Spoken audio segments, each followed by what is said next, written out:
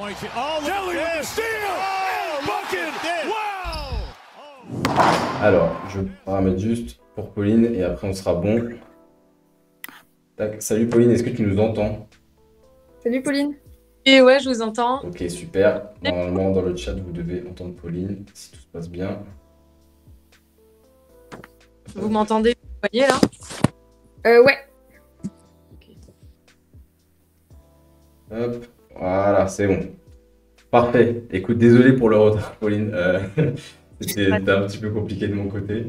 Merci d'être là. Déjà, merci pour ton temps. J'ai vu que tu étais rentré en Alsace là. Comment déjà ça va?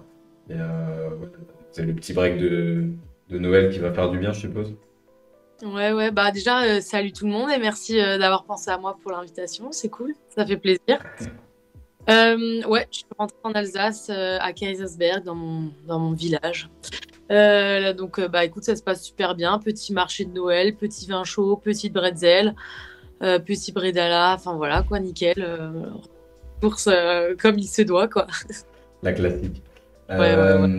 Pour parler un petit peu là, basket avec Saint-Amand, vous venez d'enchaîner. Alors, j'ai fait l'info dans ma story, on me l'a fait remarquer. J'ai dit 4 matchs consécutifs en championnat, c'était pas en championnat, il y avait un match en Coupe de France. Mais vous avez enchaîné 4 victoires de suite. Enfin, je suppose que ça fait du bien après le début de saison un peu compliqué que vous avez subi. Ouais, non, franchement, comment dire, on a commencé assez de manière compliquée, on va dire. Que, bah, la prépa a été assez longue, on avait quelques pépins physiques, etc. Après, on a changé de coach en cours de saison. On a perdu le premier match de peu contre Villeneuve à domicile, etc. Et en fait, on a réussi derrière à inverser la vapeur. Et comme tu dis, on a 4 victoires de suite. Donc, on est super contente parce que c'est une bonne dynamique. Et puis, franchement, enfin, toutes les joueuses pourront le dire, c'est toujours mieux de terminer un break par une victoire, quoi. Ouais. Et justement, qu'est-ce qui a manqué, qu'est-ce qui a pas fonctionné au début euh, pour que là ça aille mieux? Qu'est-ce qui pêchait un peu au début? Bah, je pense que après on était vraiment une nouvelle équipe, hein. Il y avait quand même très peu de joueuses qui sont restées. On a eu pas mal de blessés, donc je pense que il y a déjà le fait qu'il faut qu'on apprenne à se connaître, à jouer ensemble. Ou après aussi forcément, bah tu progresses collectivement au fur et à mesure de la saison. T'apprends mieux à te connaître sur le terrain, en dehors du terrain. Et puis après il y a des blessés qui sont revenus, donc aussi qui ont amélioré l'équilibre de l'équipe, parce que je pense qu'au début de au début de la saison, on était peut-être un peu déséquilibré sur les postes, etc. Donc voilà, c'est un tout. Après, on a réussi à mieux s'imprégner du plan de jeu, des plans de jeu, des systèmes, etc. Et voilà, je pense que aussi on est une équipe assez disciplinée et en fait on est vraiment, on va dire, consciencieuse et on essaie de respecter au mieux les plans de match du coach. Donc en fait, quand on aborde les matchs, je pense qu'on est quand même bien préparé et qu'on a tout fait notre taf en amont et après, ben voilà, on est prête, quoi. Ouais. Ouais, tu disais que l'équipe ça a pas mal bougé depuis l'an dernier. Ouais. Comment là le collectif vit au quotidien, le groupe, enfin, vous avez une vraie bonne entente comment ça se Ouais, passe? ouais, franchement, cette année, c'est un pur plaisir. C'est vraiment une bande de copines, quoi. L'équipe, a- ça fait un peu cliché de dire il n'y a pas de clan, etc. Mais c'est un truc tout bête, mais on veut faire une sortie, on le met sur le groupe de l'équipe, et puis celles qui veulent venir, elles viennent, celles qui veulent pas. Enfin, on est, euh, on est vraiment toutes dans le bon esprit. Toutes les filles, c'est des bosseuses. Elles savent, enfin, ça triche pas. C'est vraiment agréable. Et puis au quotidien, on rigole bien. On sait quand rire, on sait quand être sérieux. Euh, Franchement, c'est vraiment un plaisir. Et franchement, je pense que ça se voit sur le terrain. Et je pense aussi que c'est en partie une des raisons pour lesquelles on fait un aussi bon début de championnat. Parce qu'en fait, on arrive à trouver ce petit plus en fait dans l'équipe qui nous permet de créer des petits avantages et des petites connexions, quoi. Ouais. Et tu disais aussi, tu parlais du changement de coach. Ça, justement, est-ce qu'entre les deux coachs, au niveau la philosophie de jeu, parce que vous avez quand même enfin, vous avez un jeu qui est quand même plaisant à voir, je trouve, qui est assez collectif, où t'as pas enfin, c'est pas une scoreuse qui se détache à chaque fois, c'est la marque est bien répartie, tout ça.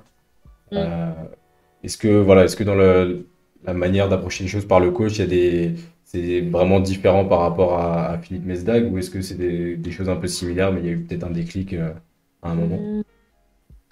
Bah après, non, je pense qu'on peut vraiment pas mettre tout sur la faute du coach parce que c'était vraiment un début de saison où on était vraiment une toute nouvelle équipe et il y en avait pas mal qui découvraient aussi le championnat de France. Tu vois, ça aussi, c'est vraiment quand tu es étrangère et que tu as l'habitude de jouer dans d'autres championnats et que tu arrives en France, souvent les premiers matchs, c'est un peu compliqué parce que tu te rends compte que ben il y a quand même de l'opposition physique, athlétique, tactique. Le temps de réaction, il est beaucoup plus court. Enfin voilà.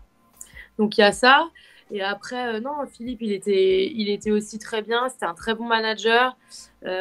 Après, bah, Fred Dagnay et Fabrice Pontier, ils ont repris la suite en fait, un peu dans la continuité, en essayant de faire quelques petits changements pour essayer d'apporter un peu plus, on va dire, de profondeur du jeu intérieur-extérieur dans notre équipe, ce qui manquait un peu. On n'arrivait pas assez à mettre la balle à l'intérieur dans les points de fixation. Et puis, donc, il y a ces petits décalages-là. Et il y a aussi le fait, je pense, qu'on a appris à se connaître, qu'on s'est rendu compte de quelles étaient aussi nos erreurs, sur quoi on devait progresser pour gagner des matchs. Et, voilà, et après, comme je te dis, nos plans de jeu, ils sont clairs, ils sont précis. Et du coup, ça, en fait, en tout cas, je parle à titre personnel, c'est rassurant quand tu débutes un match et que tu as l'impression que ta tactique d'équipe, elle est claire et elle est précise et tu n'as pas de place au doute, en fait. Ouais. Prune, tu avais une question, toi, que tu voulais poser, Ouais, je crois. bah, justement, tu parlais du coup de Villeneuve d'Ascq. Tout à l'heure, le match que vous avez perdu, je crois, de 3 points. Ouais, c'est Comment ça. est-ce qu'on fait mentalement en tant que joueuse quand on perd un match justement enfin, avec un score comme ça serré pour justement passer outre la frustration et puis se remotiver en fait derrière? Ben, déjà, sur le moment, tu as vraiment les boules, hein. Franchement, c'est Ouais. très. C'est même le lendemain, le dimanche encore, tu penses beaucoup, tu revois le match pour comprendre, euh, pour, euh, pour vraiment, parce que des fois, déjà, entre ce que tu as l'impression de ce qui s'est passé sur le terrain et ce qui s'est passé vraiment, il y a souvent un décalage, que ce soit en bien ou en mauvais d'ailleurs. Et après c'est dur. Le début de semaine, tu repars sur un nouveau challenge, tu te projettes sur le match suivant. Après, souvent le lundi, tu as quand même la vidéo de débrief avec le coach et l'équipe, etc., pour que tu aies le point de vue du coach d'un point de vue collectif, ce qui s'est passé, etc., pour essayer de t'aider aussi à mieux comprendre. Et en fait, moi, souvent, à partir après cette vidéo-là, en fait, tu repars sur un nouveau cycle. Et tu es aussi un peu conditionné à tous les matchs, tous les week-ends, avoir un autre match ou pour certaines, avoir 2 matchs par semaine. Et en fait, il faut pas rester bloqué dessus parce qu'en fait, Ouais. derrière, ça passe, la semaine, elle passe tellement vite qu'en fait, faut que tu te prépares, faut que tu te prépares pour le prochain match. Et après, tu te dis, voilà, c'est le sport. Des fois, ça tourne en notre faveur, comme ça a pu tourner sur les derniers matchs qu'on a joués. Contre nous là, enfin avec nous. Et puis des fois, bah, malheureusement, ça tourne autrement. Faut l'accepter. Il faut essayer d'aller de l'avant. Et pour aller de l'avant, c'est bah t'essayes de travailler plus, de repartir au travail en fait. Et le haut niveau, c'est ça en fait. C'est un cycle. Tu tombes plusieurs fois, mais tu rebondis. Tu essayes de comprendre pour derrière avancer quoi. Ouais, on passe à autre chose en fait. On essaye de passer à autre chose et se fixer un autre.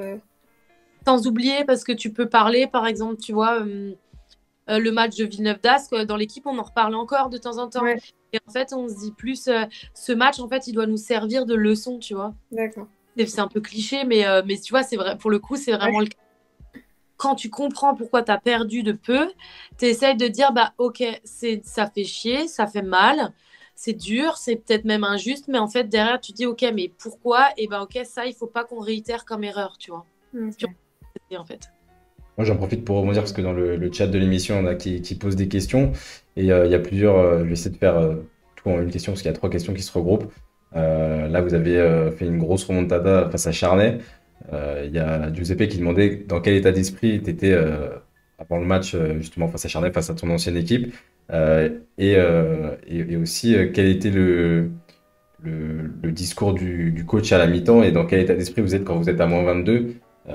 Comment on arrive à se motiver en se disant, bon, là, ça va être, c'est presque mission impossible. Comment on arrive à se dire, on peut le faire?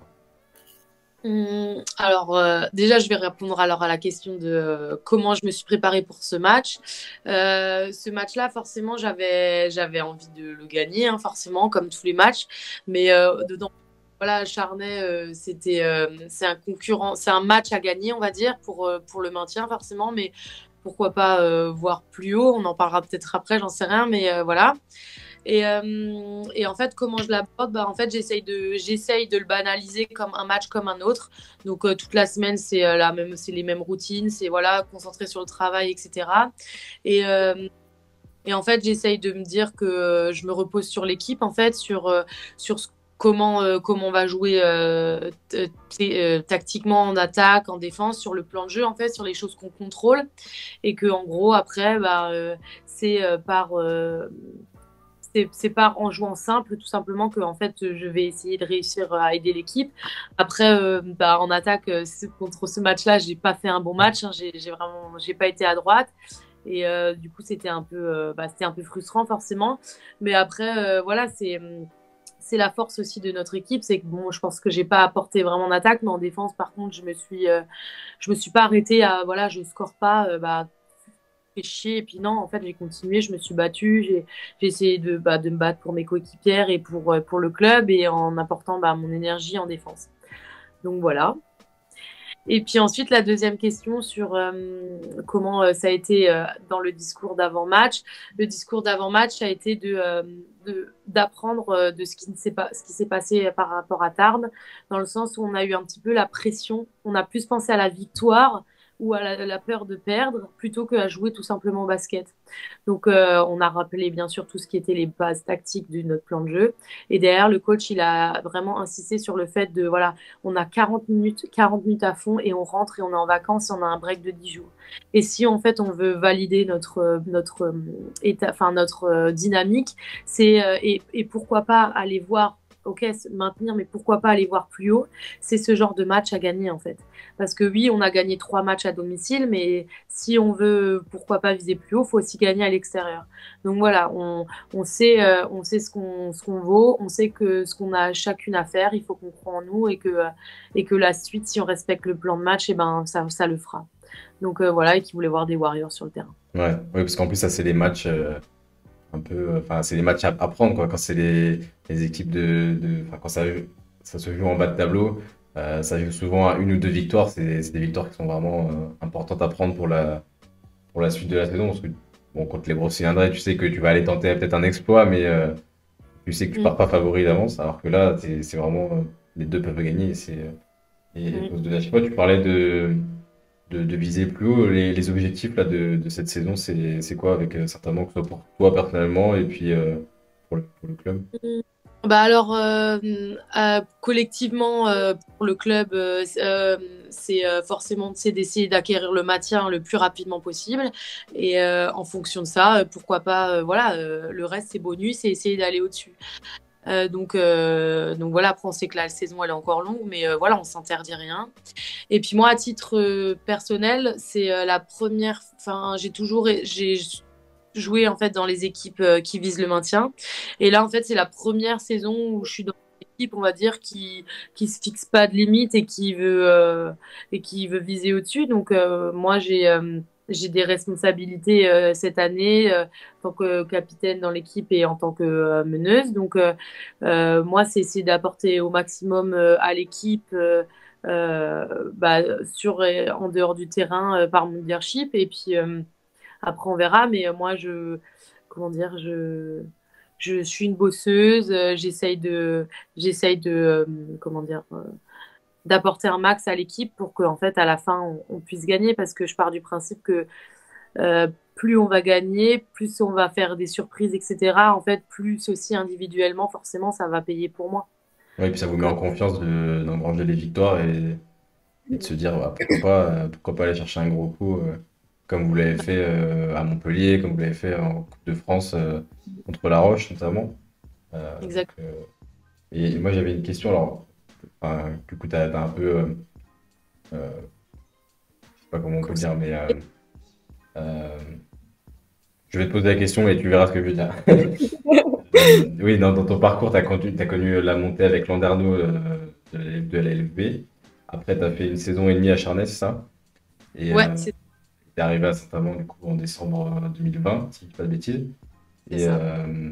et donc tu disais que tu avais joué dans des équipes qui jouaient souvent le maintien. Est-ce que toi, justement, d'aller dans ces poussées entre guillemets, c'est quelque chose qui t'attire et te challenge d'avoir ces objectifs-là? Même si là, cette année, du coup, tu as dit que ça se fait que c'est pas de limite, mais et le but étant quand même d'acquérir le maintien le plus vite possible. Ouais. Bah forcément, moi après, je suis à un stade de ma carrière, voilà, j'ai 27 ans. Alors, je suis plus toute jeune, mais je suis pas non plus au bout de ma carrière. Donc, tu vois, c'est ces années-là où forcément, moi, j'ai soif de challenge, soif d'objectifs. Et forcément, moi, quand j'étais petite, je voulais jouer en ligue féminine. Et maintenant, le fait d'y être et d'avoir un rôle majeur dans une équipe, bah, c'est super gratifiant. Je suis très honorée et très fière de ça. Mais après, forcément, tu essayes. Enfin, j'ai pas la prétention de dire que je veux aller comment dire dans des gros clubs d'Europe, etc. Mais tu vois, je vais essayer d'aller au taquet de ma carrière. Et si je peux essayer d'atteindre des clubs plus hauts, ben, tu vois, je m'interdirais pas ça. Après, je te cache pas que j'aime bien aussi le fait d'être vraiment impliquée dans un projet, tu vois, et sentir que je suis une part, une pièce importante du puzzle, tu vois, où j'ai des responsabilités parce que forcément, bah, après, quand tu gagnes, tu te sens encore plus concerné. Mais bon, après, forcément, aussi quand tu perds, c'est plus dur. Mais des fois, je me dis, tu vois, un club où ça gagne, voilà, pour le coup, c'est top, on gagne plus et ça fait vraiment du bien. Mais tu vois, quand j'avais enchaîné les saisons à Charnay où on gagnait vraiment pas beaucoup et tout, euh, ces saisons-là, en fait, alors oui, c'est bien, t'as vraiment beaucoup de responsabilités, mais on s'en rend pas compte tant qu'on l'a pas vécu, comment moralement c'est intense, en fait. Parce que, tu vois, j'ai joué une finale de championnat de France pour être champion et une finale pour le maintien. Et ben, j'ai senti plus de pression sur une finale pour le maintien, en fait. Ouais, ouais, bah Ouais. c'est pas étonnant d'un côté. Portail, pour le coup, tu vois, il n'y a pas de champion ou pas, tu vois. Soit tu restes dans le championnat, soit tu pars. Et c'est ce qui s'est passé à Saint-Amand face à Nantes. Quand je suis arrivée là-bas, on a fait une super deuxième partie de saison. Mais, et j'étais impliquée et tout dans le projet. C'était vraiment génial parce qu'à la fin, ça s'est bien terminé et tout. Mais j'ai laissé des plumes parce que c'est vraiment prenant. T'es en mission, quoi, tu vois. Ouais. Et forcément, j'aime ce challenge et encore mieux quand tu gagnes et que ça se termine bien.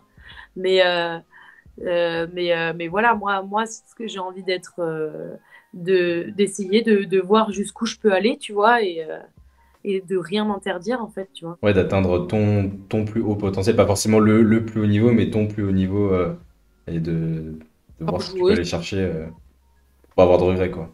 voilà, c'est ça exactement. Prune, est-ce que tu as des questions? Il y a des questions qui sont dans Ouais, le chat, je les lis toutes, ne vous inquiétez pas. Et Prune, si tu veux y j'ai aller, vas-y. ouais, j'ai une question. En tant que basketteuse pro, selon toi, c'est quoi le plus difficile dans la carrière? Dans la carrière, alors, il y a quand même beaucoup de trucs, hein, des fois difficiles dans une carrière. Je pense que ça dépend les étapes de ta carrière.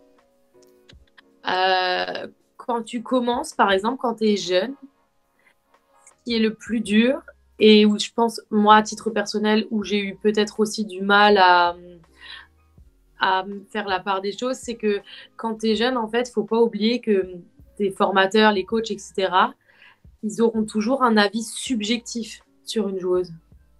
Et en fait, si un coach il va faire de toi, il va penser que c'est toi la future, je sais pas, mes équipes de France, ça veut pas dire que tu le seras.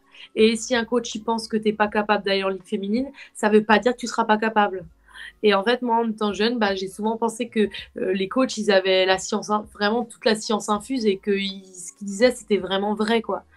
Et je me suis jamais dit, tiens, peut-être qu'en fait, des fois, ils ont peut-être raison sur certains points, mais des fois, peut-être, ils peuvent se tromper, en fait, tu vois. Donc ça, c'est le premier point, je dirais, c'est plus quand tu commences, parce que forcément, maintenant, plus tu vieillis, plus tu prends de l'expérience Oui. et plus tu rencontres ce que tu veux. Et après, dans une carrière, bah, ce qui est le plus dur des fois, c'est peut-être le fait de... Tu te rends compte que des fois, il faut être là au bon endroit au bon moment. Et du coup, ta carrière, elle peut prendre des fois des dimensions différentes, en fait, tout simplement parce qu'on le sait tous que dans le haut niveau, il y a aussi cette petite part de chance que tu peux pas maîtriser, en fait. Et du coup, tu te dis, bah, et si j'avais été là à ce moment-là, bah, qu'est-ce qui se serait passé, etc. Euh, et puis, et enfin, le dernier truc, c'est aussi quand même que c'est le plus dur, c'est des fois aussi de comment dire. C'est dur à expliquer parce que c'est une vraie question quand même. C'est que bah, des fois, c'est de rebondir, quoi. Quand tu as une mauvaise expérience, que tu tombes sur des gens, bah, des fois, le haut niveau, tu vois, c'est dur, quoi. Enfin, c'est pas... C'est la performance, t'es pas là pour faire du social et je comprends totalement, mais tu vois, des fois, c'est dur de repartir quand t'es déçu, quand c'est mal passé, de rester motivé, de rien lâcher, de dire, bah, en fait, ça va repartir, quoi. Ouais. C'est pour ça, c'est important d'être bien entouré aussi.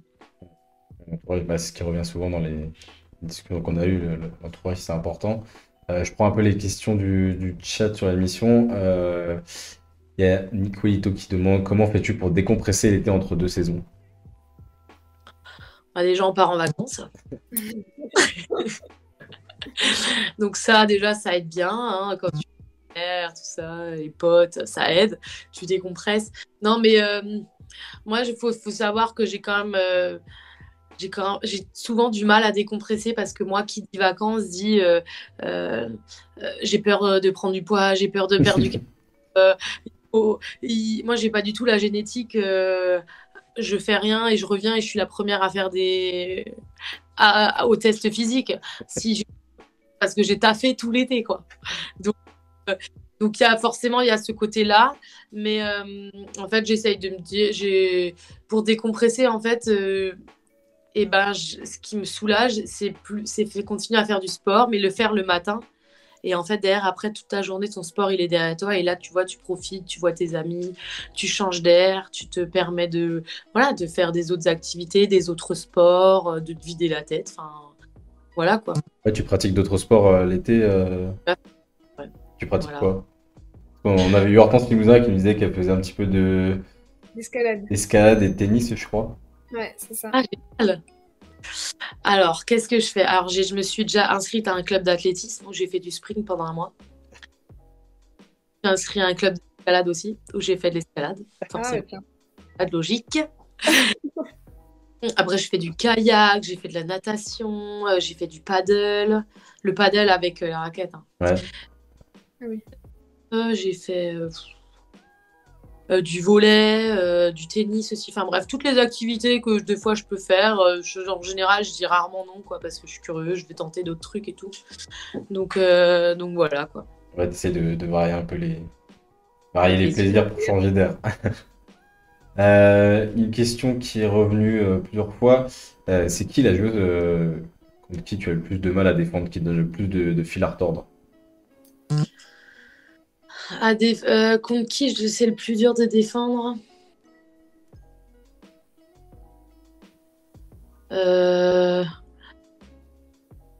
Caroline Herriot, elle est bien relou quand même.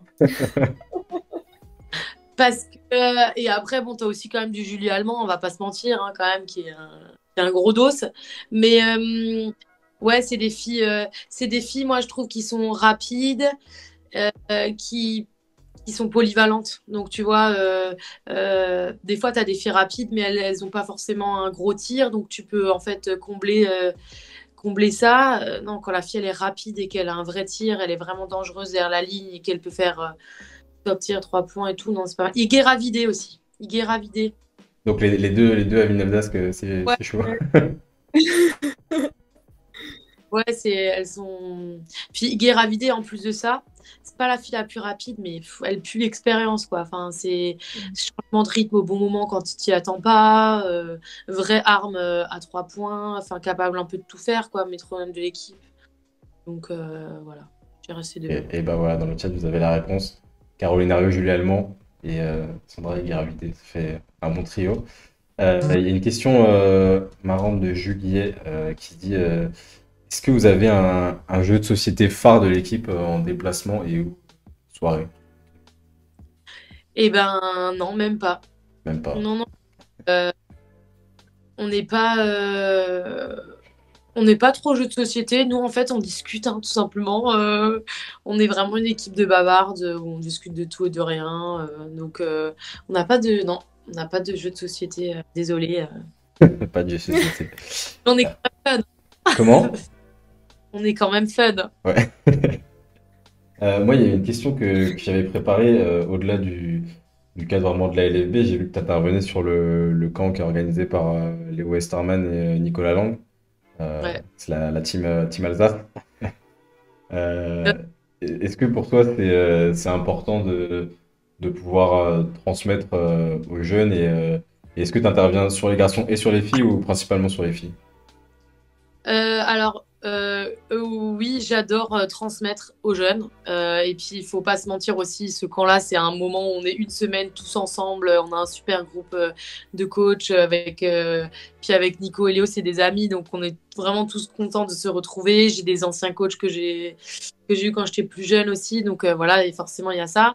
Puis après, de transmettre aux jeunes, c'est vraiment plaisant. Puis ils sont vraiment dans un bon délire. Et c'est cool. Et puis après, moi, je suis pas du tout à dire les filles, les garçons, parce que je suis une fille, je m'adresse plus aux filles, parce que je suis garçon, je m'adresse. Enfin, voilà. Moi, il n'y a pas de différence. Je discute un peu de tout. Après, forcément, certaines filles, des jeunes filles, elles viennent plus me parler parce je suis allée au pôle ou j'ai fait certains centres de formation, donc elles me demandent comment c'est par rapport à ça parce que elles peuvent éventuellement y aller. Mais sinon, non, il n'y a pas de différence. Ouais, non, mais au-delà de la différence, c'était parce que enfin, le style de jeu diffère quand même Oui.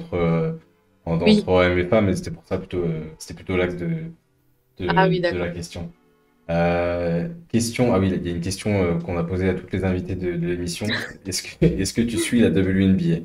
Les gens aiment bien savoir ça. Ouais, ouais, ouais, j'essaye. Alors, je regarde pas tous les matchs, mais on va dire que, par exemple, les finales, j'ai suivi les résultats, je suis un peu les joueuses. Je suis pas de manière intensive, mais je suis, je sais pas comment dire. Je regarde les highlights, la Ouais. base un Ouais, peu. Et, les stats, je regarde un peu. Quand il y a un gros match et qu'il a l'air vraiment top, j'essaye de le trouver. Après, le seul truc que je trouve dommage sur la WNBA, c'est que c'est dur de voir les matchs en fait. hmm, Je trouve que ouais, c'est galère de trouver, tu vois. Autant toute la saison, je suis à mort la NBA. En fait, tout ce qui est facile d'accès, moi, il n'y a pas de souci. Je le suis, j'adore. Mais la WNBA, des fois, rien que pour les finales, là, j'ai trop galéré à trouver les matchs. ouais. Donc, Ouais, je sais que Beansport, ils avaient un petit peu de droit, mais s'il y en a qui n'étaient pas là la semaine dernière, on en parlait. Il y a le League Pass de la WNBA qui coûte, je Ah oui. crois, 17 $ et il y a accès à tous les matchs, toute la saison et même les anciens matchs. Donc, mais c'est marrant parce que à chaque fois, les invités, on a à peu près deux teams. C'est soit je suis un petit peu et je regarde les finales quand ça devient important, ou Ouais, alors je suis tout. un peu tout le temps.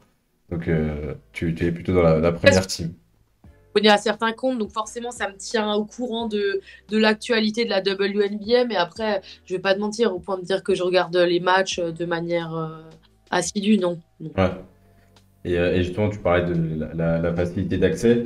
Nous, on discutait hier avec Prune d'un sujet enfin, qui revient tout le temps et on voulait savoir un peu le point de vue des joueuses sans entrer dans des solutions impossibles à mettre en place. Pour toi, qu'est-ce qui manque dans la médiatisation, la diffusion, je sais pas si l'accessibilité ou l'information autour du basket féminin en France?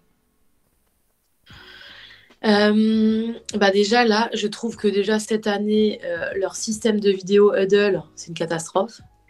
Donc déjà, ça va pas aider. Nous, je crois qu'on est les bisus Saint-Amand, c'est-à-dire que soit il n'y a pas le lien qui est activé, soit il y a un carton où ça fonctionne pas.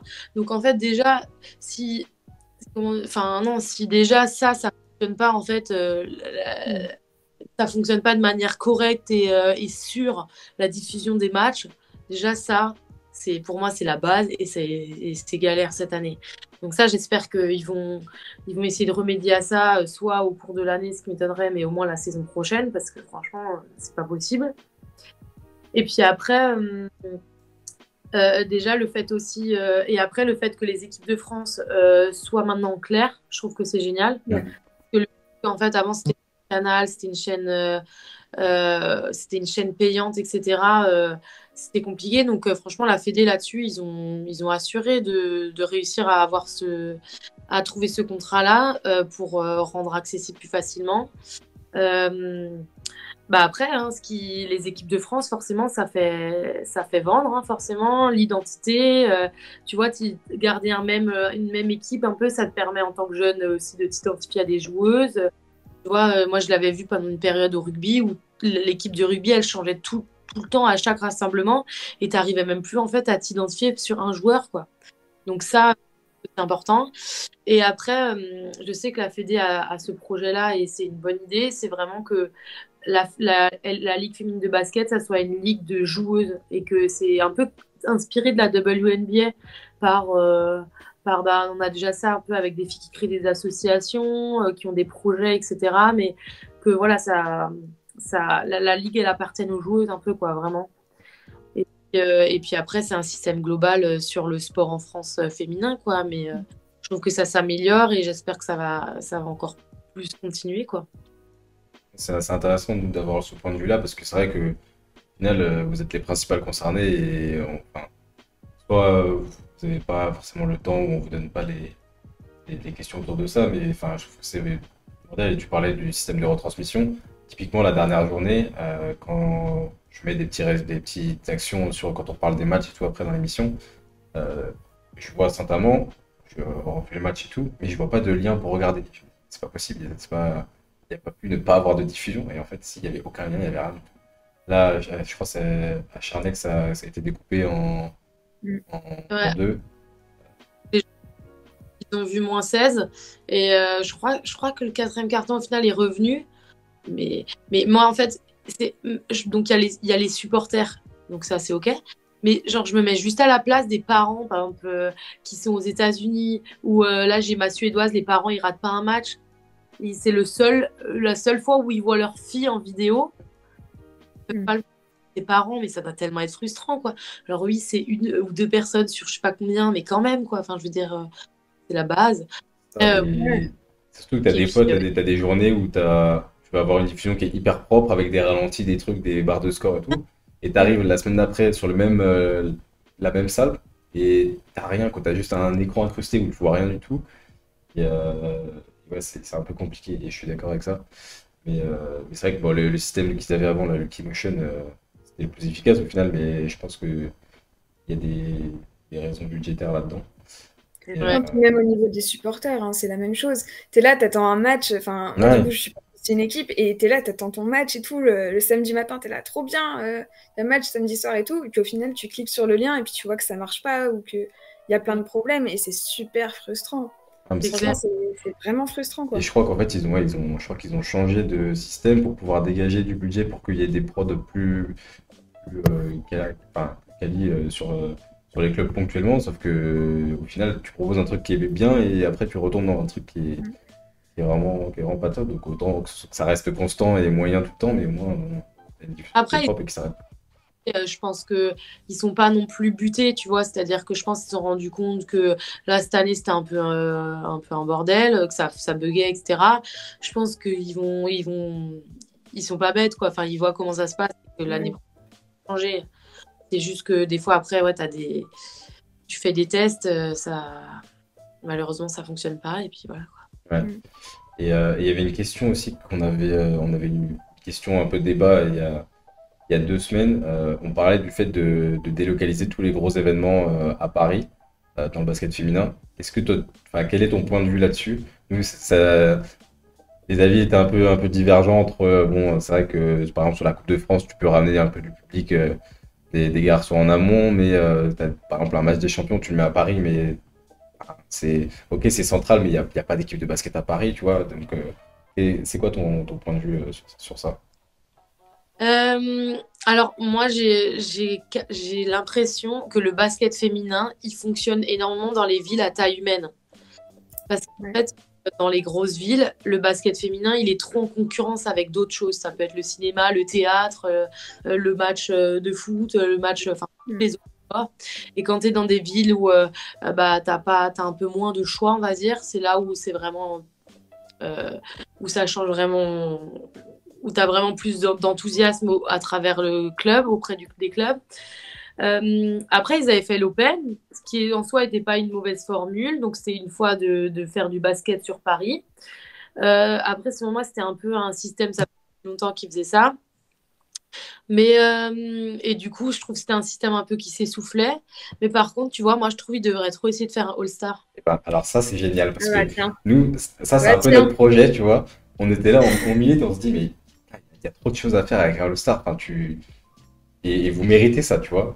Et on en parle, ça fait plusieurs émissions qu'on en parle, et on se dit, mais ouais, All-Star, franchement, Et ça. c'est à Paris. Parce Comment? que du coup, et ça, tu le fais à Paris. Parce que tu vends un show, en fait. Tu vends pas forcément que du basket féminin. Tu fais venir du spectacle, tu vois. Et du coup, en fait, t'as pas que des spécialistes basket qui viennent, tu vois. Tu vas avoir des gens, des familles qui viennent. Les gosses, ils vont être en mode, putain, il y a des lumières partout, c'est trop bien. Il y a des danses de partout. Enfin, voilà, tu vois. Tu vas avoir des animations. Pour les filles, c'est cool. Ça fait une petite parenthèse sympa. Et puis, putain, en France, en plus, on est un des meilleurs championnats européens, tu vois. Donc, on a des grosses joueuses, quoi, tu vois. Ouais, c'est Donc clair. un petit All-Star, franchement, ça, moi, je trouve que ça pourrait être une idée. Tu le remplaces à la place de l'Open et tu fais un All-Star, quoi. Ouais, moi, franchement, je serais trop Ah chaud de ouais. faire un truc comme ça avec des concours, des trucs. Enfin, il y a trop Ouais. de trucs fun à faire, et puis que vous, ça vous passe aussi un break tu sais, où tu es là, tu Et en décompresses plus, et tu penses à rien. T'as dit quoi? il y en a même faire, je pense, un petit concours de dunk, hein. Il y en a des meufs qui Ah dunk. ouais. Je pense qu'en vrai, ouais, tu Vraiment. peux. Ah ça ouais. Ouais, c'est là que tu peux montrer, la détente de toutes celles qui font des dunks, tu vois que en story, mais là tu peux les voir en vrai au moins. Ouais, c'est ça. Prune, t'as des questions parce que je parle, mais si t'as des. Euh, Question un peu chill. Quel est ton meilleur souvenir dans le basket? Ah bah, c'est pas compliqué, hein. C'est le titre de champion de France en Ligue 2 avec Landerneau. Ouais. Mais, mais tellement ouf. Je peux vous raconter juste un petit peu l'ambiance, l'atmosphère. J'essaye de faire court. En gros, la finale, c'était premier en 2 victoires. On arrivait en 3 matchs. C'était contre Angers. Le premier match, on joue chez nous contre elle. On perd de 2. Ensuite, ça c'est le samedi, je crois. Ensuite, on joue, je crois, le mardi ou le mercredi à Angers. Donc, en pleine semaine, 400, 400 personnes de Landerneau qui viennent dans la salle. Et en fait, c'était pas 400 supporters, c'était 400 ultras. Mais ultras, Ouais. les gars, ils étaient torse nu en mode mais un truc. Et on a gagné ce match d'1 point derrière la belle à Landerneau. Et alors là, la cimenterie, mais full de chez full. Il y avait une fan zone à côté. Les gens, la cimenterie, c'est quand même une grande salle. Mais en plus, à côté, t'avais une fan zone avec les grands écrans. T'avais des gens qui essayaient de rentrer. Enfin, c'était mais, un truc de dingue. Et on a gagné de 1 point la finale, enfin la belle, sur un dernier shoot au buzzer au Angers. Ça fait gamelle et ça ressort. Enfin, mais, Le scénario de ouf. Ah ouais, incroyable. et donc tu gagnes ça, monter, alors qu'on n'était pas les favoris de base, quoi. Parce que Angers avait une grosse équipe à cette époque-là. Et puis on gagne, et les clubs montent, quoi. Donc, Ah ouais, incroyable. 400 En personnes plus, en semaine qui ont fait le déplacement, c'est fou ça. ouais, c'est énorme. Mais Hugo, il en parle souvent, hein, de l'ambiance de la Ouais, cimenterie et tout. Il dit souvent que c'est très chaud là-bas. ouais, ouais. ouais, pour aller Allez, gagner Breton. là-bas. Et tu parlais Ouais. des villes qui vivent un peu pour ça et qui sont à taille humaine, et c'est vrai que majorité des clubs dans le basket féminin, c'est quand même ça, c'est des villes où t'as que ça. Bah, je prends juste l'exemple de Bourges, tu vois, qui est le club mythique.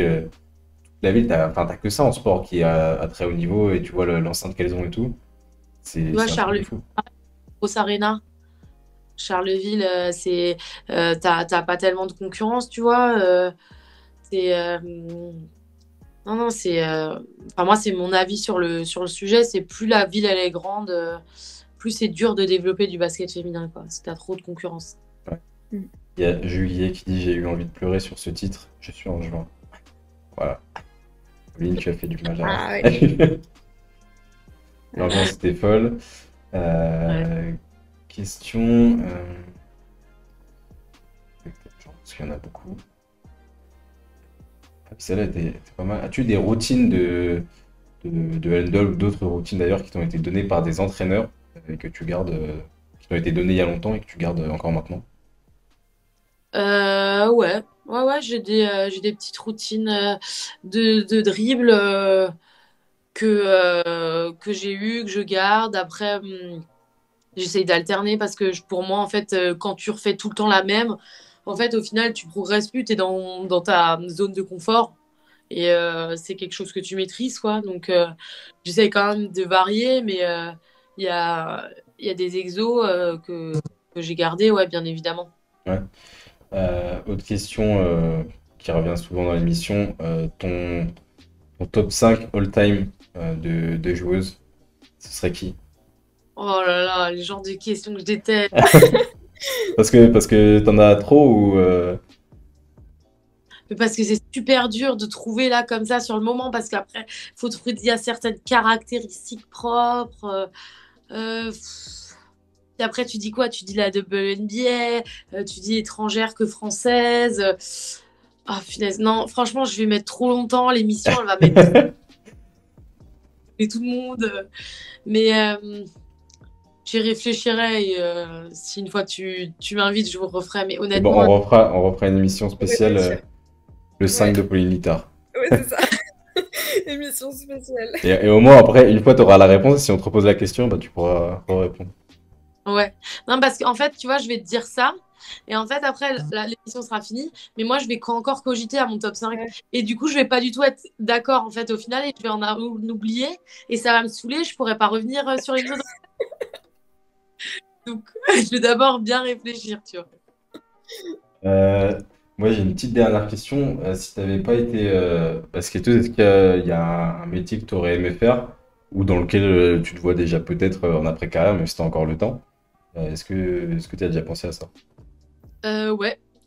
Donc, moi, après ma carrière, j'aimerais devenir kiné. C'est depuis pas mal de temps, en fait, hein. C'est un métier qui me plaît. Alors, kiné ou ostéo, mais je m'orienterais peut-être plus vers la kinésithérapie. Mais ouais, c'est quelque chose qui me plaît parce qu'en fait, tu peux travailler au contact de différents types de patients. Et moi, j'ai besoin de ce côté humain. Et aussi, un autre truc qui est intéressant, c'est que quand toute ta vie quasiment, tu dépends d'une équipe, tu dois faire des choix par rapport à une équipe, le côté indépendant me plaît beaucoup. Ouais, ouais, tu m'étonnes. Pouvoir faire ce que tu veux et si tu te Ouais, dis, voilà. bon, là, aujourd'hui, repos, repos. Ouais. Mm. Et tu voudrais faire, ben, plutôt, enfin, pas dans le sport, là, vraiment rien à voir. Bah écoute, ça je te dirai quand je ferai mes études et mes spécificités et mes idées pour voir ce que je préfère. Mais pareil, je me fixe pas de limite. Après, je pense que forcément, inconsciemment, je vais être orientée ou plus intéressée peut-être de travailler avec des sportifs. Mm. Mais après, peut-être pas, tu vois, peut-être que ça va être pas le cas. Donc, je sais pas, tu vois, tant que j'ai pas testé, je peux pas te dire. Une question, moi j'en ai une pour terminer après. Non, bah Donc, vas-y, je te laisse terminer, vas-y. il y a une question qui est revenue là. Là pour Noël, ça va être quoi ton cheat meal? C'est quoi ton cheat meal préféré? Oh, une bonne petite raclette. La raclette? Ah ouais. C'était ma première mangée hier, je peux vous dire que j'ai savouré, c'était ma première. Première de la saison, le 19 décembre. Ouais, ouais, le chippy, la bonne raclette, quand même, c'est quelque chose, quoi. Et mais après, sinon, bah, la croûte, hein, forcément aussi, mais bon. Mais faut pas me l'envoyer sur la bouffe, sinon je vais vous parler longtemps. Des pieds à Noël. Non, non, mais fais gaffe aussi parce que je continue à m'entraîner et tout parce que il faut. Moi, j'ai besoin de continuer à m'entretenir en fait perpétuellement pour pas derrière galérer quand je reprends quoi, et puis éviter les blessures aussi forcément. Donc là, quand tu as des breaks comme ça, tu te fais quand même des petites sessions soit de shoot, de course un peu. Clairement, je m'arrête pas vraiment en fait. Hein. Je continue, à moins que j'ai des pépins physiques, mais là c'est pas le cas, donc tu vois, je continue. Ouais. Ok. Et bah écoute, Pauline, merci beaucoup pour ton temps. Encore désolé pour le petit retard de mon côté. Merci pour ta disponibilité, d'avoir répondu à toutes les questions. Et puis, si tu veux revenir pour faire ton 5 all-time un jour. Moi, je voulais vous remercier pour ce que vous faites pour le basket féminin, parce que vous le mettez en lumière et notamment on en a parlé de qu'est-ce qui peut faire améliorer ça. C'est aussi des gens comme vous qui s'intéressent à ça, qui sont dynamiques sur les réseaux, qui viennent nous voir, qui s'intéressent à tout ça. Et franchement, c'est vraiment top. Donc, merci à vous. Et puis je vous souhaite vraiment une bonne continuation. Merci beaucoup, Merci Pauline. Ça fait beaucoup, plaisir. merci à toi, merci. Et puis, j'espère qu'on aura l'occasion de se croiser sur des parquets, en tribune, ou j'essaierai de venir à Ouais. Saint-Amand. Avec plaisir d'être les bienvenus à Saint-Amand quand vous voulez. Et puis, vous pouvez faire même un petit Villeneuve d'Ascq Saint-Amand si vous voulez à l'occasion. Enfin, on fera le crochet. Super. Mais, Super. Eh ben, écoute, on fera un séminaire à Saint-Amand. Merci, Ouais. Pauline. Super. Et puis, à très Merci bientôt, beaucoup. j'espère. Ouais, ça marche. Salut. Ciao. Bonne soirée. Merci, vous aussi. Eh ben, écoutez, les amis, voilà, le micro marche, pas d'écho, super, 22h30. On va pouvoir commencer l'émission. Ah là là, que de péripéties. Bon, dans le chat, est-ce que vous avez été déjà super réactif sur les questions et tout? Merci, j'ai pas pu tout poser, vous vous doutez bien, parce que là, ça défilait. J'espère que vous avez apprécié ce petit talk avec Pauline. Moi, je trouve ça vraiment super cool. Ouais, super Pauline, je sais intéressant. pas je t'ai appelé Pauline.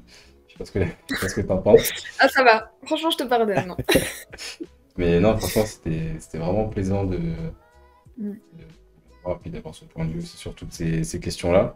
Je vous propose qu'on commence l'émission, parce que bon, Ouais. c'est pas tout, mais oui, juste avant, on va faire le petit point mercato maintenant, parce que Prune en a parlé tout à l'heure. Ouais. Bon, j'étais en train de régler mes problèmes de micro. Il y a eu des mouvements qui ont été annoncés un petit peu là, beaucoup aujourd'hui. On a eu Catherine Plouffe qui fait son retour en LFB, qui a signé du côté de la Roche-Vendée. On a Tiana Muldrow qui était une des joueuses majeures de Landerneau, qui s'est séparée du club pour des raisons personnelles. Le club a communiqué comme ça. Donc, on ne sait pas trop les raisons, mais bon, voilà.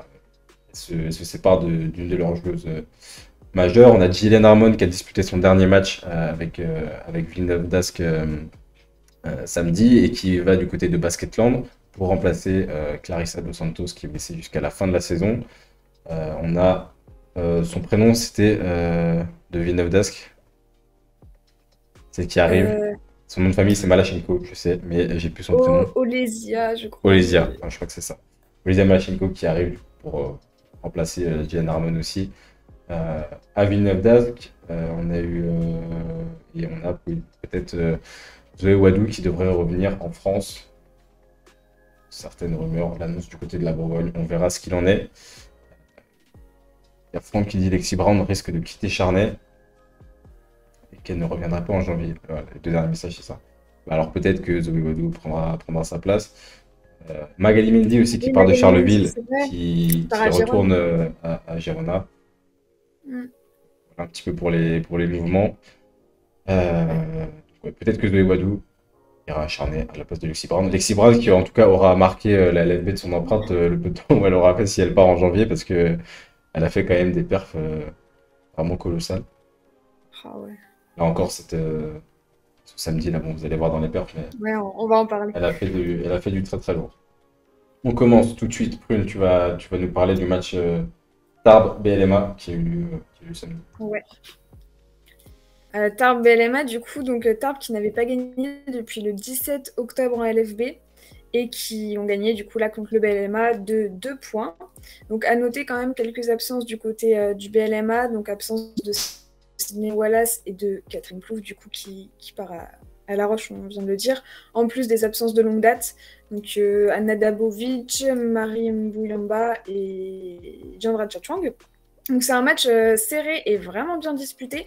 On a une Julie Oita qui fait un gros match avec 31 points, 10 rebonds pour 31 dévals, toujours aidée par Anna Tadic, voilà, 12 points, 7 rebonds, 18 dévals. Et puis à 3 secondes de la fin, on a une perte de balle de Tarbes. Et on a Minia Touré du coup qui shoot pour égaliser et qui le manque. Donc Minia qui finira du coup à 23 points. Donc voilà, match serré, mais une victoire qui fait du bien, je pense, au moral de Tarbes, qui leur fait, je crois, une 2e victoire. Et puis voilà, le BLMA qui devait vite passer à autre chose, comme ils ont joué du coup contre Ekaterinbourg aujourd'hui à 15h. Ils ont vraiment enchaîné. Et puis voilà, pas trop de régularité du côté de Montpellier pour le moment à LFB. Mais on va voir par la suite. Montpellier qui a un meilleur ratio en Euroleague qu'en LFB. Vous avez dû voir apparaître une vidéo, c'était pas la bonne, parce que je me suis rappelé que Tarbes, Montpellier, la qualité du live, elle était horrible. Ah oui. Et Ouais. je préférais pas vous mettre de vidéo que de vous mettre un truc qui était horrible comme ça, qui était tout pixelisé, qui avançait pas. C'était vraiment l'enfer. Donc voilà pour ce match. Moi, je vais enchaîner avec le second match de cette 10e journée qui opposait du coup Villeneuve d'Ascq face à Angers. Villeneuve qui s'est imposé 77-72 et qui grimpe du coup à la 2e place avec cette victoire. Ça a été un match assez accroché où Villeneuve était quand même devant la majorité du temps. Angers était porté par leur duo de folie qui était Odé Rachidon que vous voyez dans la paire. 24 points, 10 rebonds, 4 passes D, 32 dévals, gros match. Et Alexis Pedersen aussi, la meneuse, qui sort un match à 25 points, 7 rebonds, 11 passes D et 28 dévals. Elle a perdu quelques ballons, elle a été un peu maladroite au tir, mais je crois qu'elle met 14 de lancers francs sur 16, c'est ça, si je dis pas de bêtises. Donc voilà, Ouais, Angers qui s'est appuyé un peu que sur ces deux joueuses-là, malheureusement, parce que comme Juliet nous le dit, elle joue à 7 et il manque un peu de rotation. Donc voilà, c'est ces deux choses-là qui ont permis quand même aux joueuses de David Gauthier de pas trop se faire distancer. Elles sont même repassées devant dans le dernier quart. Mais voilà, le collectif de Villeneuve qui est bien huilé, qui fait la différence sur ce match-là. La séquence que je vous ai mis. Et à noter la jolie perf de Joël Anderson qui finit avec 20 points, 10 rebonds, 22 dévals, qui avait mis, je crois, déjà 3 points dans le premier quart qui avait commencé très fort. Et une marque encore assez bien répartie. Villeneuve, ça fonctionne très bien cette année. Et elle s'installe du coup logiquement à la 2e place du classement pour ce 2e match. Prune, tu nous parles du match Charnay-Saint-Amand justement. Ouais, encore un match serré. J'ai envie de dire qu'il y a quasiment eu que des matchs assez serrés là sur cette journée. Donc Charnay-Saint-Amand, du coup, c'était un duel super intéressant pour moi parce que c'est deux équipes, comme Pauline le disait, qui peuvent jouer le maintien. Donc c'était un match important à gagner. Et donc voilà, donc on part sur un premier quart-temps assez défensif. Et puis Charnay qui propose une très bonne première mi-temps, portée notamment par Lexi Brown, du coup on en parlait, qui finira sur 26 points. 4 rebonds et 4 passes décisives pour du coup 32 dévals. Et puis donc voilà, Charnay qui réalise une bonne première mi-temps avec 48 points marqués et surtout une avance de 21 points. Et puis donc au retour des vestiaires, on a un début de remontada de Saint-Amand. Et puis voilà, la fin du 3e quart-temps se finit sur 66-61. Donc ils ont déjà un petit peu remonté l'écart, enfin pas mal remonté l'écart d'ailleurs. Et puis finalement dans le 4e quart-temps, il y a une sorte de compréhension. J'ai l'impression que Charnay s'est comme effondré entre guillemets. Et Saint-Amand en profite et remporte le game. C'est Jane Thompson, Peyton qui a 22 points, 8 rebonds pour 21 dévals, et Janie Thompson qui a 17 points, 6 passes décisives et 18 dévals. Donc voilà, mais c'est vrai qu'il y a une sorte d'incompréhension de l'équipe de Charnay qui avait du coup 21 points d'avance et qui s'est complètement comme effondré à la fin du match. Ouais. Donc voilà, à noter quand même qu'il y avait Wael Guénoc du coup qui avait le shoot à 3 points de la victoire. Shoot du coup manqué. Mais voilà, encore une fois, match quand même très serré. Enfin, score final en tout cas très serré. Ouais, un gros match. On a eu, ouais, comme tu as dit, une très grosse 10e journée. Moi, j'enchaîne avec le match qui opposait l'Asvel à Bourges. On a eu un match de très très haut niveau qui se jouait à l'Astrobal, puisque l'Asvel avait organisé un événement qu'ils avaient appelé Astrobal for Women. Ce match se jouait à l'Astrobal. C'était pas mal rempli. Et ils avaient rempli tout le bas de l'Astrobal un petit peu au-dessus. On a eu une première période très, très accrochée où les équipes se répondaient un petit peu coup pour coup. Et en deuxième mi-temps, c'est Bourges qui a ensuite pris les devants, pardon, avec une défense qui était vraiment impressionnante. Elles ont verrouillé complètement la raquette de Lyon, que ce soit Elena Siak, Alexia Chartereau, Sierra Burdick, Marianne Badienne. Elles ont rien fait et les joueuses de Lyon étaient obligées de s'écarter, de prendre des tirs un peu forcés de temps en temps. Elles ont perdu pas mal de ballons aussi, qui ont permis à Bourges de prendre un petit peu d'avance. Voilà, sous l'impulsion d'une Sarah Michel, vous voyez, elle met que 3 points, mais 8 rebonds, 7 passes, 4 interceptions, 16 d'évaluation, un impact vraiment important. Sarah Michel, on en a déjà parlé, mais c'est une joueuse qu'on voit pas forcément trop dans les stats de manière générale, mais qui fait le travail de l'ombre de manière vraiment efficace. J'ai été moi aussi impressionné par Kristen Mann qui a été très efficace, vraiment, enfin efficiente on va dire. Elle met 15 points à 6 sur 8 au tir, et pareil, elle met les tirs quand il faut. Elle joue propre, elle perd pas beaucoup de ballons. Et c'est sur le tir, alors c'est ça qu'il faut que je vous mette. Le tir que vous allez voir juste là, c'est le tir d'Eline Eldebrink qui a vraiment plié le match. Il est resté 1 minute 40. Et Kristen Mann qui arrive en fin de possession. Bon écran d'Andy Miel, Eldebrink toute seule. Panier, célébration, game over. Voilà, donc gros choc vraiment du beau basket qui était proposé. Et Bourges qui s'installe en tête du classement un peu toute seule. Voilà pour ce match. Tu vas nous parler. Hop. Ouais, je rebondis juste sur Bourges. Bourges aussi, c'est enfin, on en parlait hier entre nous aussi. C'est vrai que c'est un jeu également hyper collectif, quoi. Ouais. C'est comme Saint-Amand, il n'y a jamais, très rarement du moins, une joueuse qui est vraiment voilà, avec des statistiques énormes, mais elles sont toutes là avec des bonnes stats et elles jouent collectivement. Et je pense que c'est ça aussi qui leur permet peut-être d'avancer plus sereinement dans les compétitions, en tout cas en LFB. Et ça a l'air de bien marcher en fait, parce que du coup, que ce soit Saint-Amand et Bourges, les deux équipes sont sur une belle dynamique quoi, en ce moment. Je sais plus qui dit Marine Johannes, elle m'impressionne à chaque match. Elle devrait jouer en WNBA, qu'est-ce qu'elle fait en Europe. Déjà, la WNBA se joue l'été, donc c'est pas du tout les mêmes périodes. Elle a fait de la WNBA, là, il n'y est pas allé parce qu'il y avait aussi les compétitions internationales. Mais voilà, Marine Johannes, alors, elle est très impressionnante, mais elle est quand même un petit peu. Elle peut faire du très très bien, et des fois, elle peut passer complètement à côté de son match sur certains points. Là, elle a scoré, je crois qu'elle met 17 points, mais au final, elle perd des ballons un peu bêtement, elle dribble dans le dos, la balle elle part en touche. Enfin, c'est des trucs en fin de match qui comptent. Et c'était un peu dommage d'avoir cet impact-là en fin de match. Elle n'a pas pu permettre à Lyon de trop revenir. Mais c'est vrai que Bourges avait très très bien défendu. Donc il dit Bourges 99 d'évaluation en moyenne depuis le début du championnat. Énorme. Ouais, mais enfin, c'est pareil. Là, elles ont, comme tu disais, elles prennent un collectif qui est bien huilé et ça fonctionne. Ça roule tout seul. Prune, tu vas enchaîner avec le match de Basketland contre tes petites flammes qui se sont malheureusement inclinées. Inclinées, ouais. Donc du coup, de 3 points. Les Flammes, d'ailleurs, qui n'avaient jamais gagné à Mitterrand, je crois, en 12 rencontres. Elles n'avaient jamais gagné. Donc bon, voilà, petite anecdote. Sinon, c'était un match assez serré. Donc on a les Flammes qui sont devant à la fin du premier quart-temps, 20-25.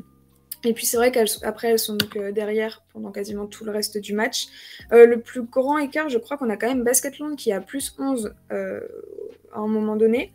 Mais voilà, c'est vrai que les Flammes arrivent toujours à revenir, à recoller un petit peu au score. C'est un match que j'ai trouvé très très intense. Il y a une sortie sur blessure au bout d'un moment de Marine Fotoux. Donc plus de peur que de mal finalement parce qu'elle a pu revenir par la suite. Et c'est vrai que Basketland est vraiment resté quand même... elles sont restées dans leur match et voilà, elles sont restées... Elles ont pas craqué. Bon, à noter, on a un 3 points incroyable de Lisa Vercani. On en a parlé tout à l'heure un petit peu pour ceux qui étaient là. Je sais pas si tu avais mis la vidéo. Elle est là, l'écran. Mais c'est même pas un 3 points. Ça devrait être un 6 points, quoi. Franchement, c'est incroyable au buzzer avant la mi-temps. Et puis donc voilà, du point de vue individuel, on a 2 intérieurs qui se démarquent. Oui, donc on voit un petit peu le shoot de Lisa. Oui, donc 2 intérieurs qui se démarquent. On a Mariana Tolo qui finit à 26 points, 9 rebonds, 3 passes décisives pour 34 dévals. Et du côté des Flammes, Evelina Cator qui finit à 20 points, 9 rebonds et 27 dévals. Mariana Tolo, c'est vrai qu'elle a vraiment participé à la victoire de son équipe. Regan Magariti aussi qui a fait un bon match. Mais ouais, franchement, Mariana Tolo, un gros match. Et puis voilà, victoire de Westland de 3 points. Et puis ça change un petit peu dans le classement, du coup. Ouais, et moi j'ai une stat sur Mariana Tolo, que Antoine, je sais pas s'il est encore là, parce qu'il il est à Kursk avec Basketland, qui s'occupe, on a déjà parlé de la com de Basketland, il m'a envoyé une stat intéressante pour montrer l'impact justement de Mariana Tolo.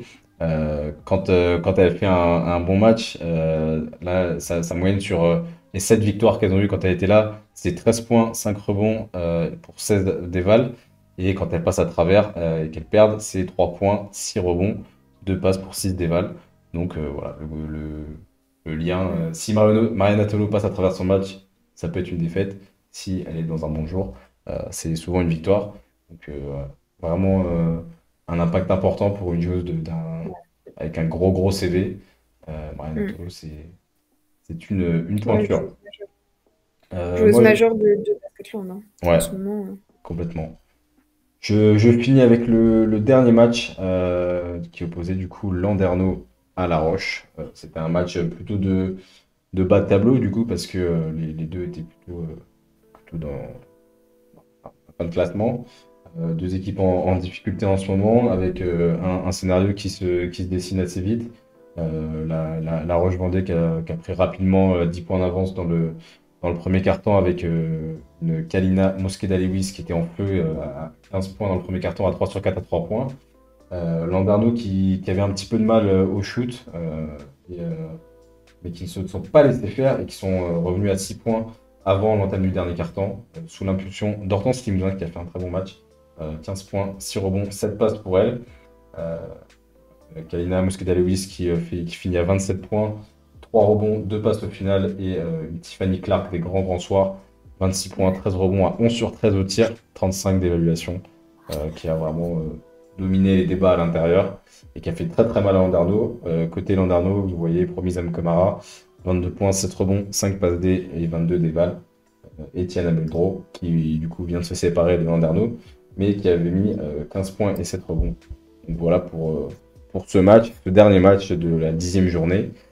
Je lis un petit peu le chat en même temps. J'adore le match de Berkane malgré son manque de réussite à relancer franc. Tolo énorme sur ce match. Noé, très mauvaise qualité de la vidéo de Lisa en direct. Je vous rectifier. Ah bah alors c'est que ça doit venir de chez toi, Giuseppe, parce que moi j'ai le fichier source de la télé, je peux pas être mieux. Berkane énorme en sortie de banc, mais Tolo clutch. Tac. T'as débat entre Lasvel et Bourges pour l'Euroleague. Beaucoup de joueuses blessées à Landerneau en ce moment, à voir après les fêtes pour les retours. Ouais, elles ont connu quand même ce problème depuis le début de la saison. Il y a Margot Galliou qui était déjà revenue la semaine dernière. Jung qui dit la Roche avait besoin d'engranger de la confiance avant leur match retour d'Eurocup. Mission impossible, ouais, je crois qu'elles ont pris pas loin de 30 points, hein, je crois. On va voir ça juste après. Je n'ai pas mis la petite séquence vidéo, pardon. Petite séquence avec le petit panier de Tiffany Clark. Mais ouais, on va voir tout ça pour le classement déjà, et puis les matchs européens après. Hop. Pour le classement, du coup, Bourges qui s'installe en tête seul, avec 8 victoires, 2 défaites. Villeneuve d'Ascq, deuxième, égalité avec les Flammes et Basketland. Au goal average, ils sont deuxième. L'Asvel qui, du coup, fait un peu une mauvaise opération en se retrouvant cinquième. Angers, toujours là dans la première partie tableau, sixième position. La Roche, Saint-Amand. Et c'est là que je mets la deuxième partie, pardon. Montpellier, qui du coup, ça c'est une mauvaise opération aussi pour elle, qui se retrouve, enfin qui revient dans la deuxième partie de tableau. Landerneau, Tarbes qui sort de la deuxième place, du coup, qui n'est plus lanterne rouge et qui laisse cette place acharnée. Il n'y a pas de match à venir du coup la semaine prochaine, vous l'avez compris, elles sont en break. Donc on reviendra à la rentrée. Je crois que les premiers matchs justement, ça doit être le 7-8 janvier, il me semble. Ouais, Je je dis crois pas de que c'est ça. bêtises. Pour de ce qui est des awards de cette 10e journée, MVP, ça se jouait entre Clark et Tolo. On a choisi de mettre Tiffany Clark pour un ensemble de choses, dont son pourcentage de tir qui était colossal. Et puis, c'est la meilleure évaluation de cette journée-là. Prune, tu veux nous parler un petit peu du 5 rapidement? Ouais, du coup, on a Lexi Brown au poste 1 avec 26 points, 4 rebonds, 4 passes D, 5 interceptions pour 32 dévals. Donc on en a parlé tout à l'heure. Enfin voilà, peut-être qu'elle va quitter du coup son équipe, je ne sais pas, mais c'est vrai on en parle quasiment toutes les semaines là en fait. Elle sort toujours des perfs assez incroyables. Ouais. Au poste 2, on met Julie Waita. Donc pareil, donc 31 points, 10 rebonds, 2 passes décisives, 31 dévals. Donc pareil, grosse part. Franchement, je trouve que d'ailleurs, individuellement, donc bien sûr collectivement, les matchs sont serrés et voilà, mais individuellement, il y a aussi des grosses perfs. Là, franchement, dans le 5, il y a quasiment que des évals au-dessus de 30. Ouais. En poste 3, du coup, Mosqueda Lewis. Donc 27 points, 3 rebonds, 2 passes décisives et 23 dévals. Donc c'est la seule d'ailleurs qui a une évaluation à moins de 30.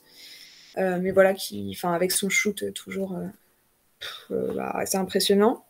Au poste 4, du coup, Tiffany Clark, qui finira du coup à 35 dévals. Et puis, poste 5, Mariana Tolo, donc 26 points, 9 rebonds, 3 passes décisives et 34 dévals. Pareil, on en a parlé, qui a vraiment participé à la victoire de son équipe. Ouais, une Voilà. grosse journée. Ouais. Petit point sur ce qui s'est passé en Europe. On a eu des bons résultats des Français sur certains matchs. Lyon qui s'est largement imposé en Turquie. La Roche, voilà, c'est ça, on en parlait, qui a pris 29 points et qui va devoir se battre mercredi là, pour le match retour. Tarbes qui s'est incliné. Bourges qui a perdu d'un petit point aussi face à Londres. On parlera juste après des matchs qui sont à venir. Charleville qui a perdu contre Madrid à domicile de 3 points. Ouais, 3 points. Villeneuve d'Ascq qui a gagné assez largement. Montpellier qui a gagné aussi en Euroleague. On parlait tout à l'heure du ratio qui était meilleur en Euroleague qu'en LFB. Et Basketland qui n'a malheureusement rien pu faire face au Fener qui était bien trop fort. Pour les matchs qui sont à venir, pardon, ça se joue toute cette semaine. Vous avez mercredi la majorité des matchs qui se jouent. C'est des matchs retour. Là, c'est un round de playoff en fait avant d'atteindre les 16e de finale. Et donc, voilà, c'est le match retour. Mission un peu impossible pour la Roche-Vendée qui va devoir rattraper, qui va devoir gagner d'au moins 30 points face à Sétif-Car. D'ailleurs, ça on n'en parle pas beaucoup, mais les voyages, je crois qu'elles ont mis un peu plus de 20 heures à arriver jusqu'en Islande. Donc ça pèse dans les jambes. Là, Basketland, qui joue à course demain, Antoine nous disait qu'ils sont partis hier à 7 h du matin et ils sont arrivés que cet après-midi. Donc vous voyez un petit peu la complexité des déplacements. Bourges-Londres, j'ai vu tout à l'heure que ça avait été reporté dans le chat, vous l'avez vu aussi. Ça a été reporté parce qu'il y avait des cas de Covid à Londres, donc ils essayent de trouver une date au plus rapide pour pouvoir rattraper ce match. Bourges qui devrait gagner au moins 2 points pour se qualifier. Normalement, à domicile, ça devrait le faire, surtout si elle joue comme contre l'Asvel. Basketball, 24 heures de voyage pour la recherche. Voilà, 24 heures. C'est une journée dans les transports, c'est vraiment je pense, ce qu'il y a de pire. Ça te fatigue pour rien. Et puis Montpellier qui a joué tout à l'heure à 15h, j'ai regardé un petit peu le match, qui s'est pris une tôle monumentale, sachant que Montpellier était pas mal réduit avec pas mal d'absentes. Il y a des jeunes qui ont joué et c'était quoi? C'était 5 ou 6 pros, je crois. Donc c'était difficile de rivaliser face à Ekaterinbourg. Score final 108-53, sans appel. Donc Ouais. franchement, ça me faisait de la peine à voir. Ils arrivaient à Ouais, rien en plus. puis c'est pareil, là, donc il y a ça, comme tu dis, et puis, bon, Ekat, sans parler, enfin, leur niveau, on sait que, voilà, mais là, c'est pareil, elles ont joué quand même samedi soir, là, c'était lundi à 15h, quoi. Ouais. Ekat, c'est quand même pas la porte d'à côté, je trouve ça quand même tendu, quoi, ça fait même pas 48 heures, finalement. Ouais, non, c'est un peu le jeu aussi de la Coupe d'Europe, c'est les longs Ouais, déplacements. Donc là, il y avait pas intérêt, enfin, il vaut mieux pas avoir d'absente quand tu te déplaces comme ça, et là, c'était le cas. Donc le ouais. score reflète un petit peu ça. On va repasser sur ça 2 minutes pour discuter un petit peu. Charleville, mission victoire +4. Ouais, ça sera à Madrid du coup. Prune, tu vas suivre ça de près. Je vais regarder. Objectif victoire +4 pour Charleville. Je sais plus qui dit Noé, c'est la semaine prochaine que l'émission T6 n'aura pas lieu ou c'est la semaine d'après? Oui, c'est la semaine prochaine, donc le 27 décembre. Il n'y aura pas d'émission. On reprendra en janvier après. Sachant que je pense, je dis d'avance, on aura sûrement une émission spéciale le 6 janvier. Notez bien ça. Ce sera pas une émission comme on fait d'habitude, mais ce sera un entretien avec une joueuse dont je ne vous dévoile pas tout de suite l'identité parce que sinon c'est trop facile. Mais c'est du très très très lourd. Donc Ouais, rendez-vous sûrement le 6 janvier. J'espère que ça pourra se goupiller comme il faut. Et ensuite le 10 janvier, du coup il n'y aura pas d'émission non plus parce que je serai à Landerneau pour au moins tourner des vidéos. Donc soit on vous fera peut-être un espèce de multiplex où on commentera les matchs avec Hugo parce que Prune ne sera pas là. Dites-nous si c'est quelque chose qui peut vous plaire de commenter. On se fait les 5 matchs, il y aura 5 matchs je crois ce jour-là. Les 5 matchs en même temps où on commente, on discute. Et ça permet du coup de rattraper un petit peu l'émission. Et sinon ce sera le 17 janvier, je crois. Avec, mm, pareil, là si on arrive à avoir l'invité qu'on veut, c'est petit bonheur. ça va Voilà. être pas mal. Donc voilà, rendez-vous 6 janvier et après 17 janvier et peut-être du coup le 8 janvier avant que je parte en Bretagne. On va finir avec notre petite question débat, la classique, que je vous ai même pas montré tout à l'heure du coup avec les Ouais. bugs, mais vous la découvrez maintenant. Faut-il passer de 12 à 14 équipes en LFB? Ça c'est une question qu'on a eue la semaine dernière et que Prune nous avait évoqué nous, quand on en discutait entre nous. Euh, Quel est votre avis là-dessus? Moi, j'ai différents avis. Prune, vu que tu avais posé la Ouais. question, je te laisse commencer. Ok. Moi, je pense que ce serait une bonne idée, dans le sens où on est 12 équipes.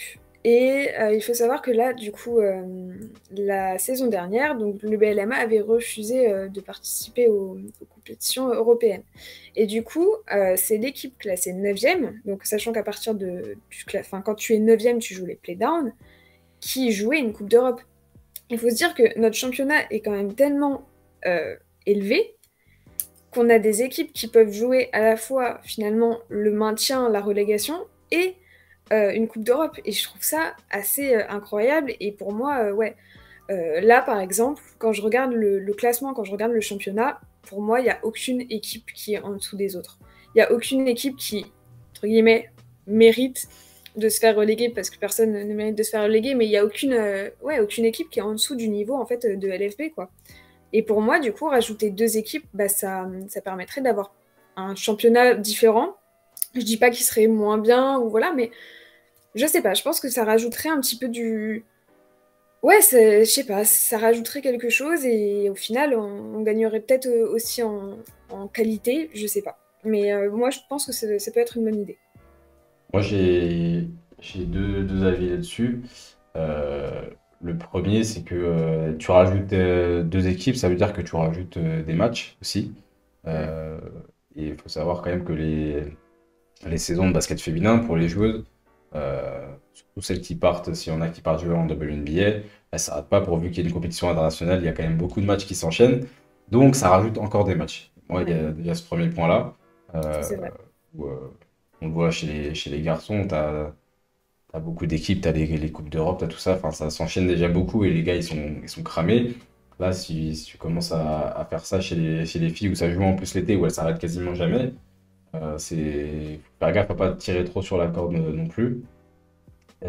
Et aussi, et il y a Jules qui en a parlé, c'est que moi j'ai peur que si tu rajoutes deux équipes, déjà qu'il y a des équipes là dans le championnat, même si basketement parlant, elles peuvent arriver à aller chercher des résultats, d'un point de vue économique et dans la structure, je suis pas sûr que tout le monde puisse tenir partout.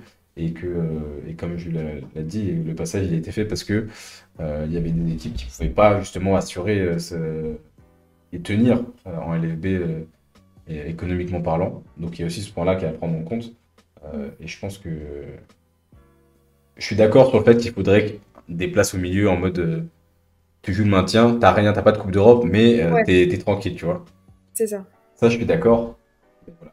Après, en fait, il y a plein de facteurs différents Bien sûr. et voir si, je sais pas, si t'enlèves pas une place en Coupe d'Europe. Parce que ça, c'est pareil, tu vas jouer une Coupe d'Europe, mais est-ce que t'as l'effectif pour? Est-ce que t'as les Ah structures oui, pour? c'est Enfin, ça. tu vois, c'est ça, en fait. À chaque fois, c'est des déplacements en plus, c'est des frais, c'est tout ça. Donc, Mm. c'est un mix de plein de choses qui, pour moi, je pense qu'à 12 c'est bien parce qu'en plus, on parlait de médiatisation tout à l'heure et tout ça. Au moins, t'as pas 1000 équipes, tu vois, tu as 12 équipes.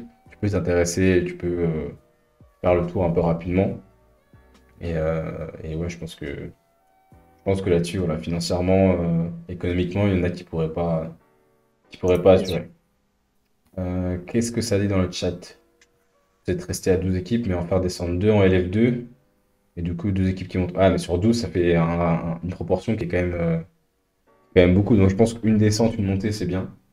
Mm. Oui, puis Mais pour moi, en descente 2, justement, c'est compliqué parce que là, par exemple, je crois que les deux derniers, c'est Charnay et Tarbes. Et Tarbes, qui se débrouille quand même bien en Eurocup, par exemple. Enfin, c'est assez incroyable de se dire ça, tu vois. ouais. Mais sinon, oui, j'ai vu un commentaire aussi qui disait Toulouse, Mondeville, Reims, ce sont des clubs avec des bonnes bases. Ouais, c'est vrai. Et puis Toulouse et Ouais, mais Reims, c'est quand si même c'est des d'autres grandes clubs qui villes. montent après, tu vois, c'est ça qui est. Bah C'est-à-dire ouais. que tu passes à 14 bah du coup tu dis on met eux et eux. Mais, oui, mais ça fait un championnat trop fermé avec une seule montée. Enfin, juste pour les équipes qui se battent depuis des années en F2. Ouais, ben Ouais, je suis après, d'accord aussi. c'est le jeu aussi, hein, mais je pense que si ça a été fait comme ça, c'est qu'il y a il y a des raisons aussi. Et dans le sens inverse, en F2, combien d'équipes finissent deuxième, 4 ensuite? Ouais. Ah oui, mais c'est forcément plus t'as d'équipes, plus tu peux te permettre de faire descendre et monter d'équipes aussi. Mais je pense que sur ce point-là, c'est compliqué de. Enfin, on se rend pas compte. Et surtout qu'il n'y a pas de diffusion télé, enfin, c'est sur YouTube, donc c'est vraiment. Il n'y a rien, quoi. Il faut se débrouiller tout seul et c'est souvent beaucoup plus de frais qui sortent que d'argent qui rentre. Et, Oui, puis et par exemple, une équipe comme Reims, même si elles ont des bonnes bases, enfin, faire venir les gens à la salle, à Reims, t'as le basket, t'as du foot, t'as plein de choses, tu vois. C'est ça, en fait. Tu peux avoir l'argent de tous les partenaires, mais il faut aussi faire vivre la salle. Pour un club comme Landerneau, par exemple, je pense que leur part billetterie, qui est avec une salle qui est quasiment complète tout le temps, c'est une part très importante. Et il y a des équipes, malheureusement, si elles n'arrivent pas à faire venir de monde, tenir après la route financièrement, c'est compliqué, quoi. ah et encore Reims, hein, franchement, ça va, hein. Moi, enfin, j'ai déjà regardé quelques lives de Reims, tout ça. Et non, non, apparemment, ça. Enfin, bon, c'est pas des salles combles tout le temps, mais ça attire quand même. Bon, après, ouais, faut voir, mais c'est une question en fait qui est compliquée, parce qu'en théorie, il y a plein de clubs, je pense, qui mériteraient en fait d'être en LFB. Et puis, oui, comme tu dis, avec l'argent, tout ça, peut-être que ça évoluera en fait avec l'évolution du sport féminin, du basket féminin.